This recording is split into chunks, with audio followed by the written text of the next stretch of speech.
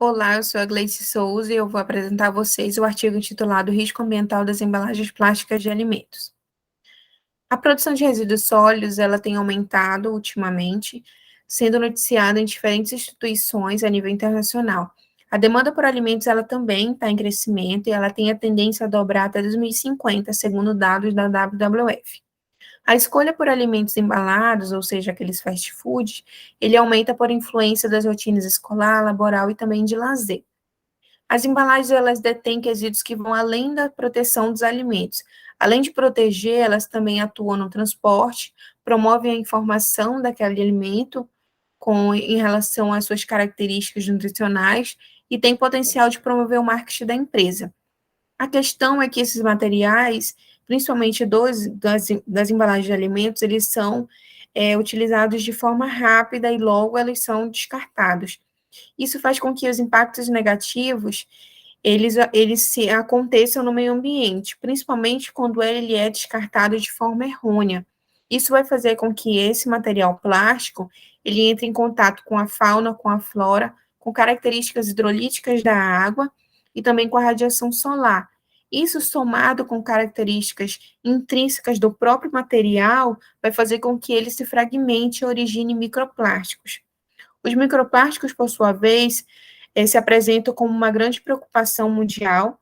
Além de impactos em relação à qualidade da água e do solo, ele também tem potencial de adentrar na cadeia trófica, se bioacumular e biomagnificar também.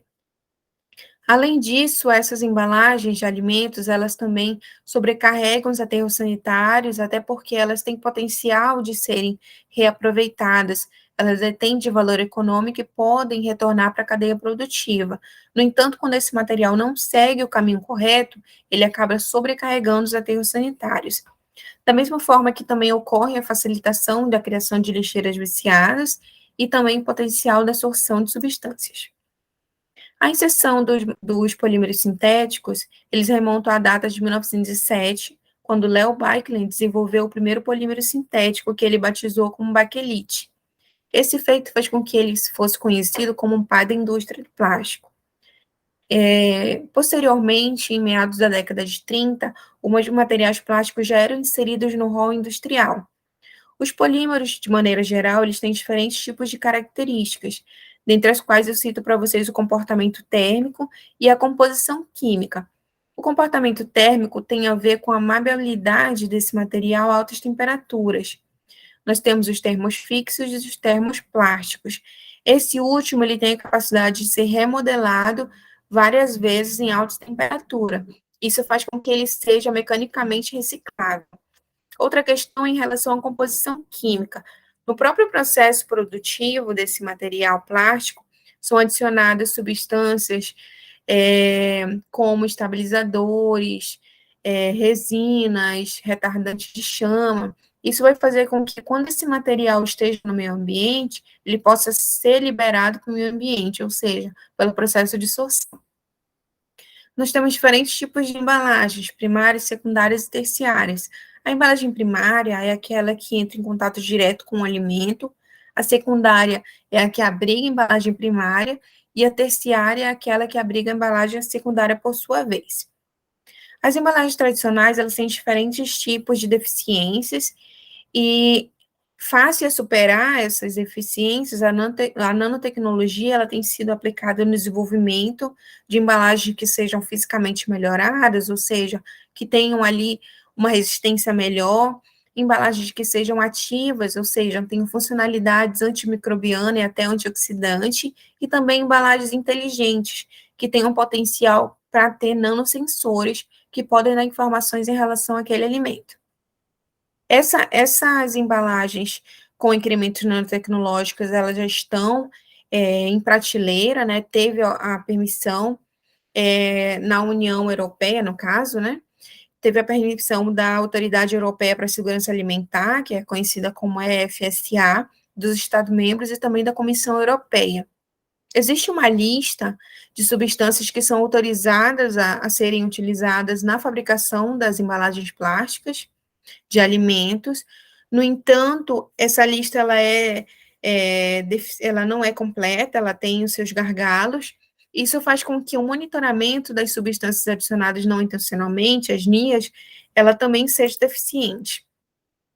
A elaboração desse artigo científico, ele passou pela pesquisa bibliográfica qualitativa, exploratória e descritiva, foram feitas buscas nas plataformas periódicos CAF, Saxe Direct, Cielo, Google Scholar, entre outros, incluindo legislação e também sites institucionais.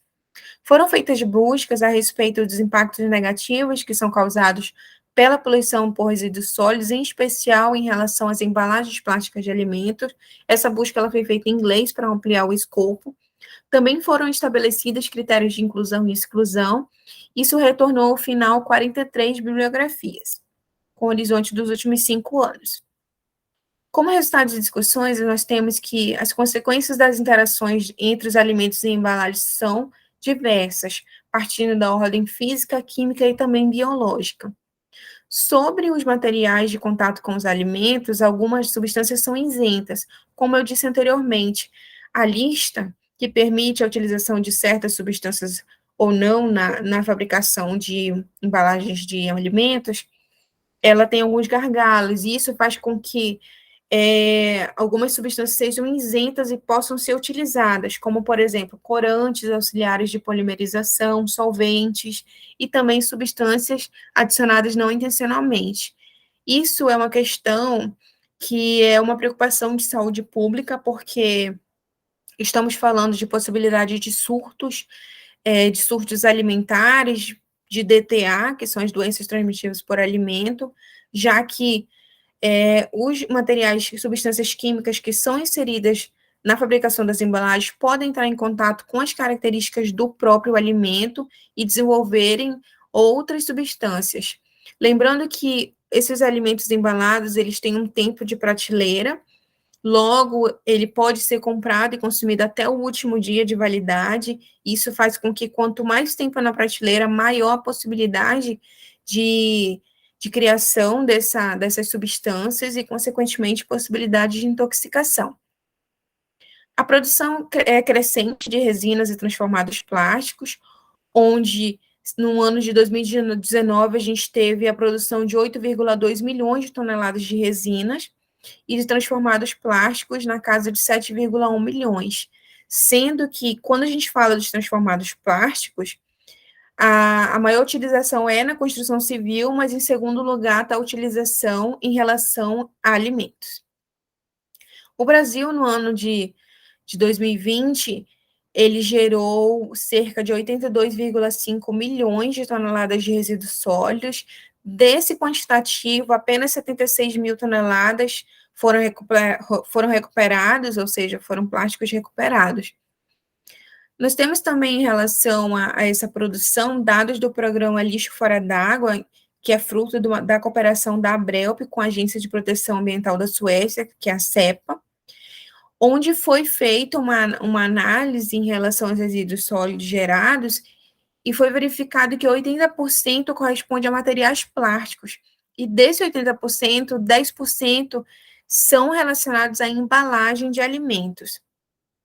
O Fórum Mundial para a Natureza, ele apresenta para a gente um dado que diz que o Brasil é o quarto maior produtor de lixo plástico no mundo. Isso contribui com um quantitativo de 11,3 milhões de toneladas, né?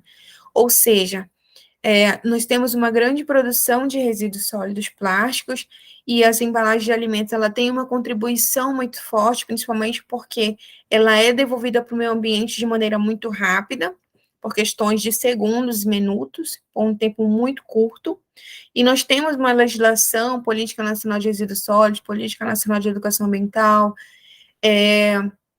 a norma da ABNT, que é a 10.004 de 2004, que separa, que permite classificar alimentos com resíduos sólidos como perigosos e não perigosos.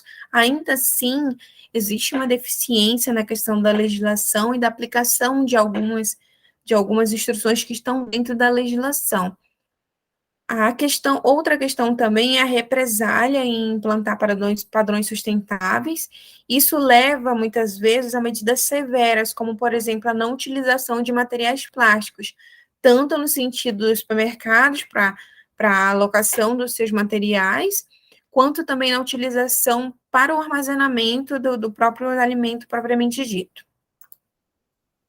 Como conclusão, a gente tem que as embalagens de alimentos descartadas irregularmente nos meio ambiente prejudicam a qualidade da água, impactam a fauna, a flora, a cadeia trófica e os seres humanos.